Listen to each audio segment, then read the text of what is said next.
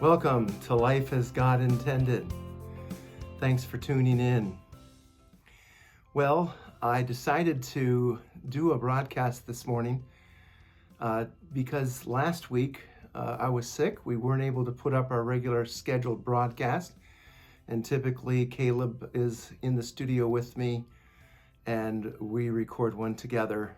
And so last week we weren't able to put one up, and this morning we weren't going to put one up either. We're going to begin releasing the broadcasts on Wednesday morning, so you can look forward to our regular scheduled broadcast beginning next Wednesday at 6 a.m. But I wanted to share with you something, because last week I was out sick, as I said, and in my reading this week, I came across something very inspirational based on the life of George Mueller. Many of you may not know who he is, and I'm going to share a little bit of background with you.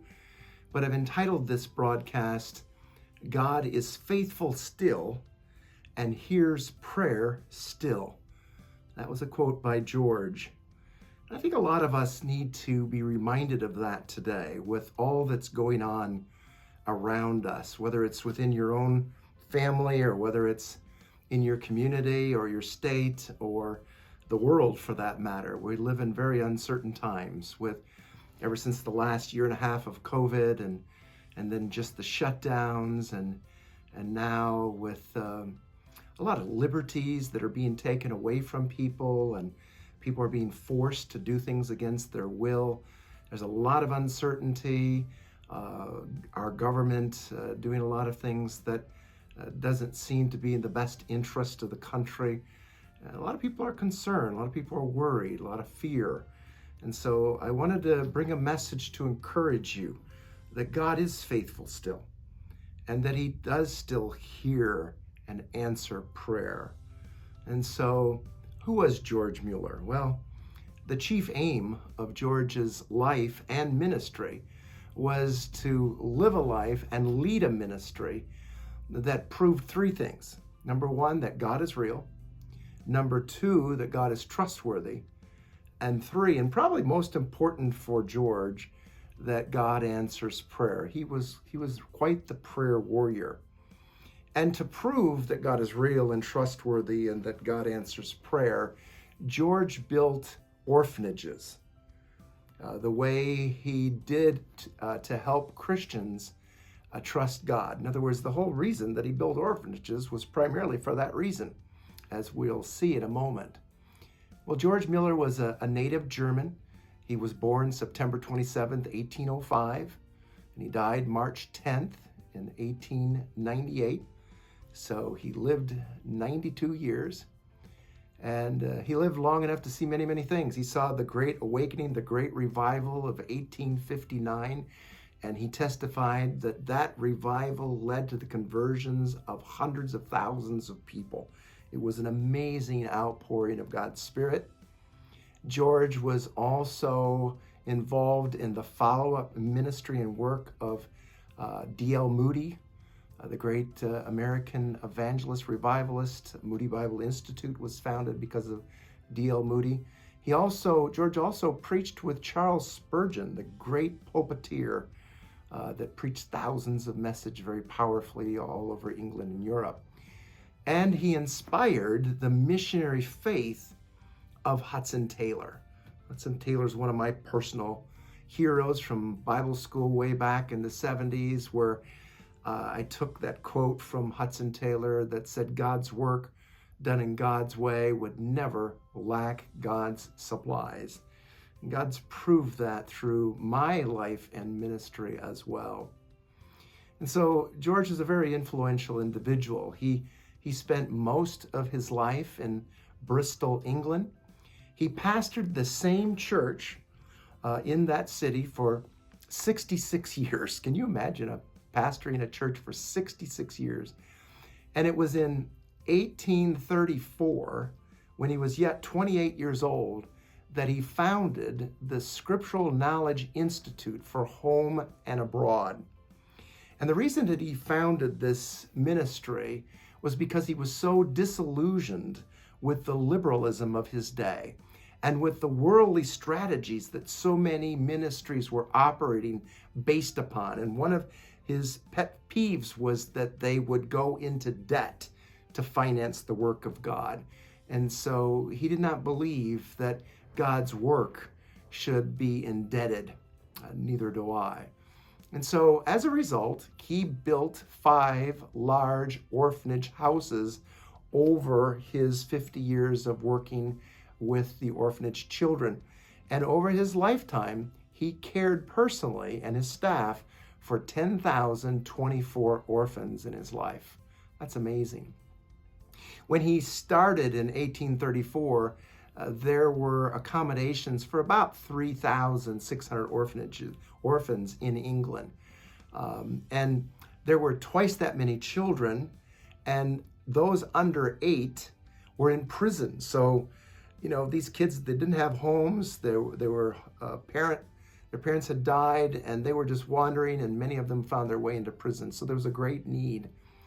And one of the effects of the ministry of George Mueller was to inspire others. So over the course of those 50 years that he worked with these orphans, his work and his life inspired others, so that by the end of that time, over 100,000 orphans were being cared for in orphanages in England alone.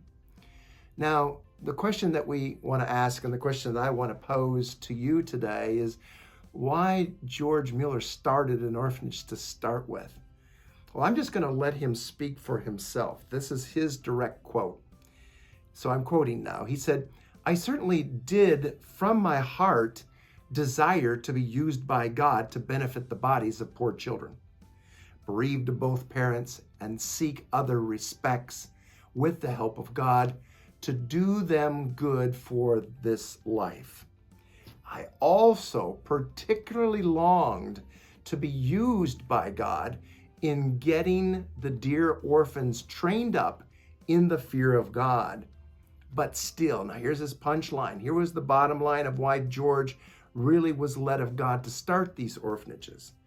"But still, the first and primary objective of the work was, and still is, that God might be manifested by the fact that the orphans under my care are provided with all they need only by prayer and faith, without anyone being asked by me or my fellow laborers, whereby it may be seen that God is faithful still and hears prayer still."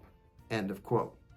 And so you can see why I've entitled this broadcast, "God is faithful still and hears prayer still." That was the heart cry of George Mueller. He wanted the people of his day, and I'd like for the people of our day, to know that reality as a personal reality in your life. Now, there are many, many stories and many, many quotes by George Mueller. But one of the best known stories, and one of my favorite, is of God's provision during George's early ministry. And here's what happened. The children were dressed and ready for school. The night before, the house mother came to George and said, "George, we don't have any food for the morning breakfast." And George said, "Let's go to prayer." And so they prayed that evening. He instructed the house mother the next morning to get the children dressed and seated in the dining room for their normal breakfast hour. And so all 300 children were seated in the dining room and at the tables. He sat down with them. He prayed. He thanked God for the food that obviously wasn't there, but they didn't know it. He thanked God for the food, and then he waited.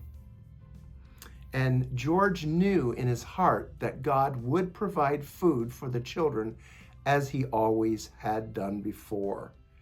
And within minutes of him praying, a baker knocked at the door and said, "Mr. Mueller, last night I could not sleep, And somehow I knew that you would need bread this morning. So I got up in the middle of the night and I baked 3 large batches for you. I will bring them in. Soon there was another knock at the door. It was the milkman. His cart had broken down in front of the orphanage on the street. The milk would spoil by the time the wheel was fixed. And he asked George if he could use some free milk. George smiled as the milkman brought in 10 large milk cans of milk, and it was just enough for the 300 thirsty children.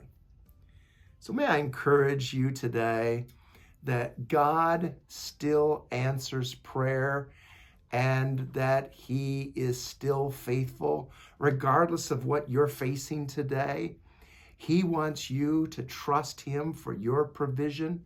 He wants you to be pressed into a greater dependency and intimacy with him and not be consumed by the challenges and the problems that you're facing.